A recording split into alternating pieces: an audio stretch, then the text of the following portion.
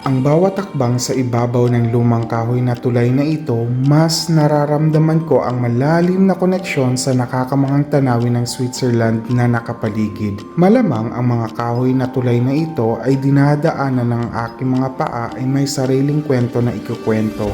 Hinahampas ng hangin at tubig sa maraming panahon at saksi sa mga paglalakbay ng mga taong dumadaan rito. Sa ibaba, ang ilog mula sa glacier ay humahawi sa kanyang daan sa lambak, isang patuloy na himig na sumasabay sa aking paglalakad.